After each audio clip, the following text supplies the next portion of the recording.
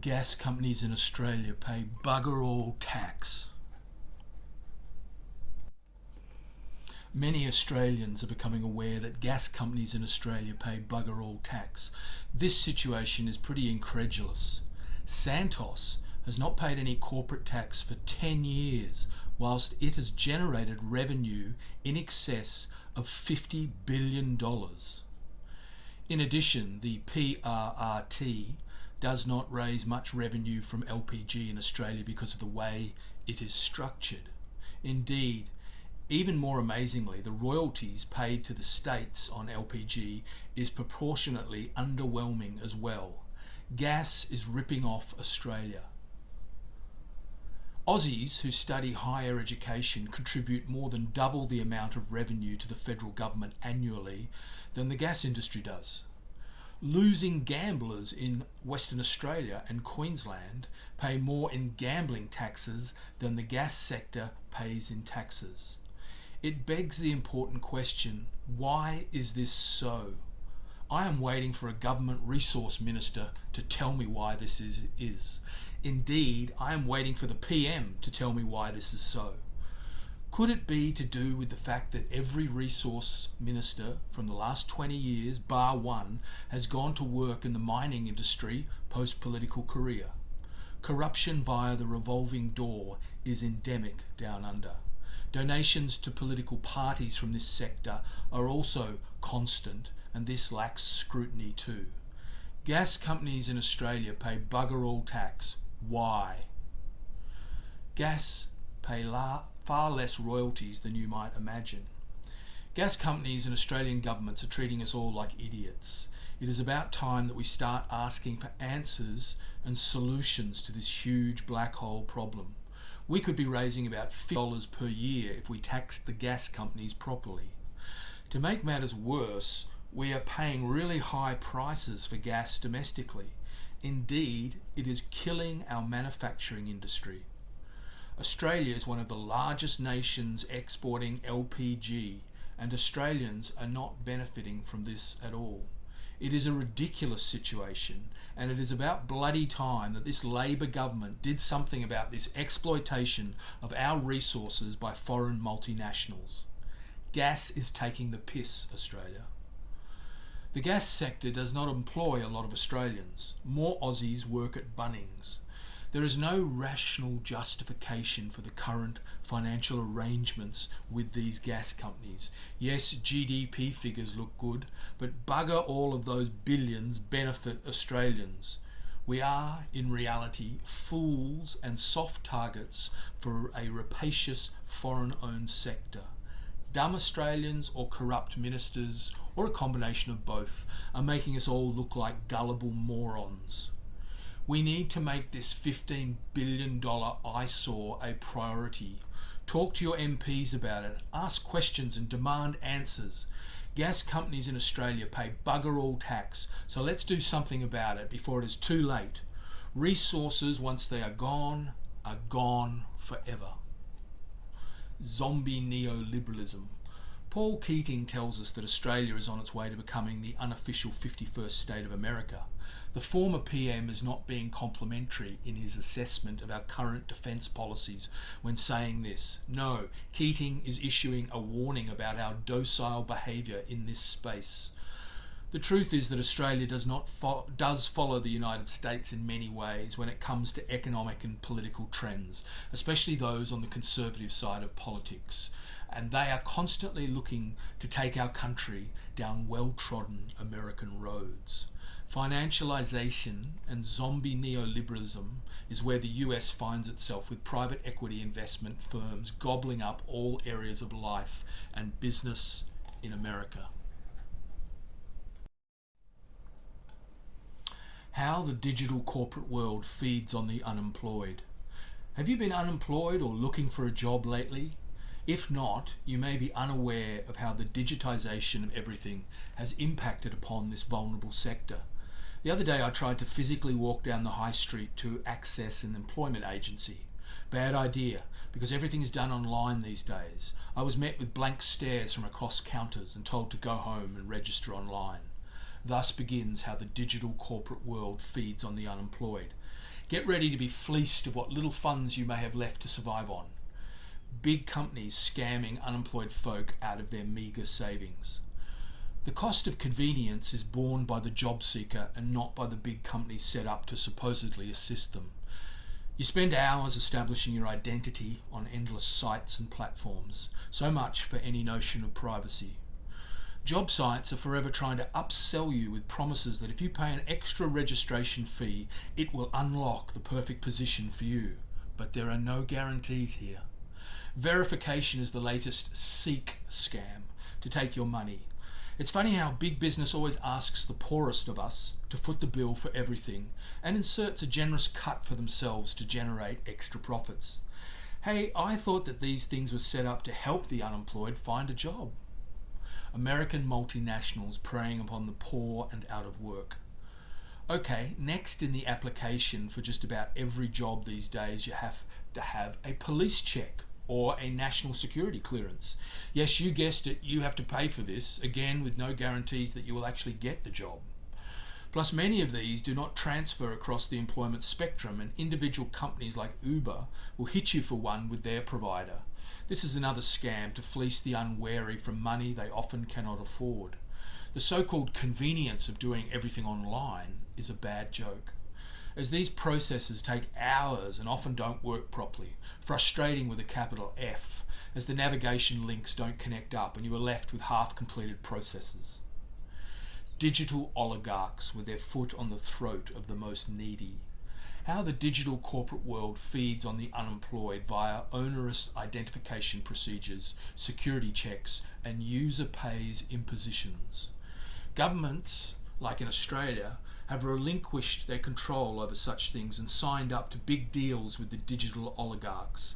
The neoliberal zombie economics of today sees the abdication of responsibility by governments at the federal and state levels.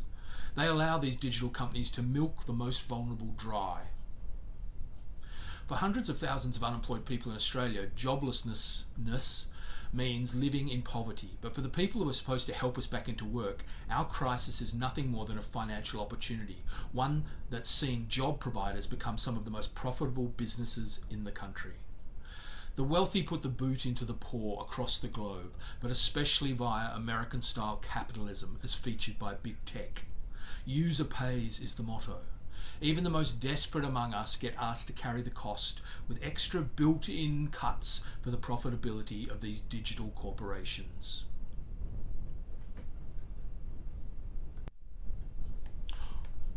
Why are we getting poorer?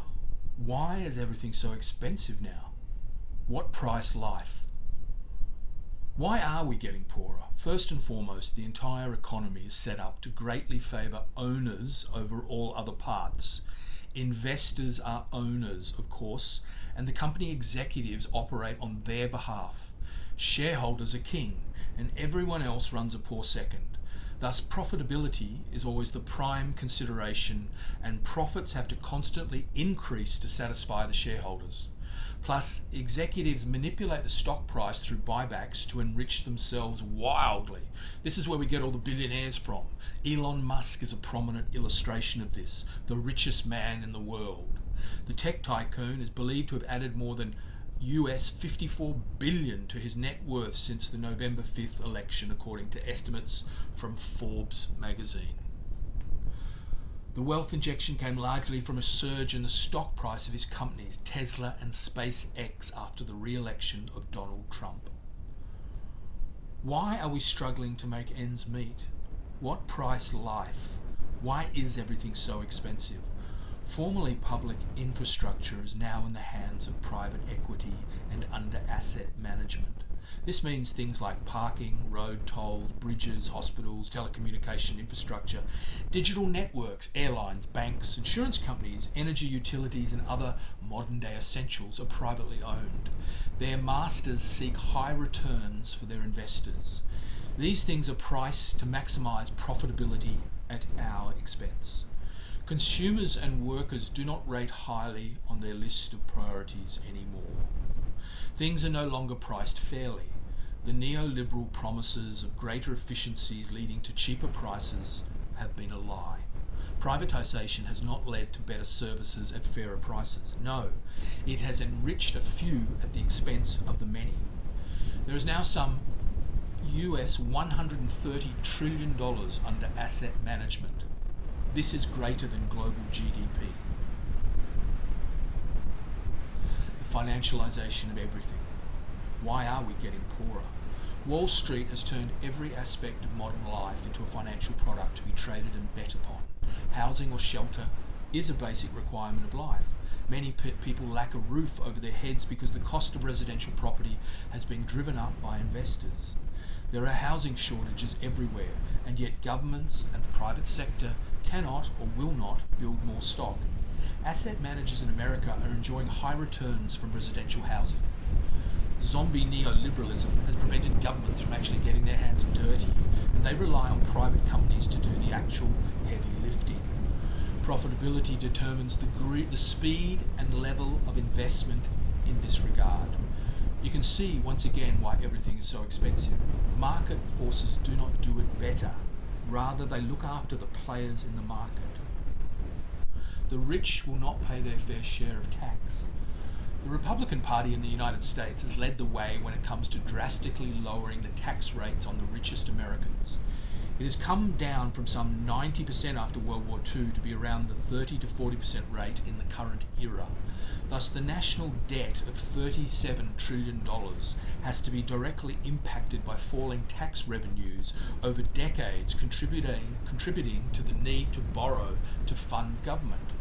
37 trillion reasons to despise the GOP and its fundamental role in the economic debt crisis of the US. How can any American justify this huge decrease in taxing the rich at the expense of the country? Republicans have simultaneously been in the vanguard of consistently increasing defence spending over these same decades.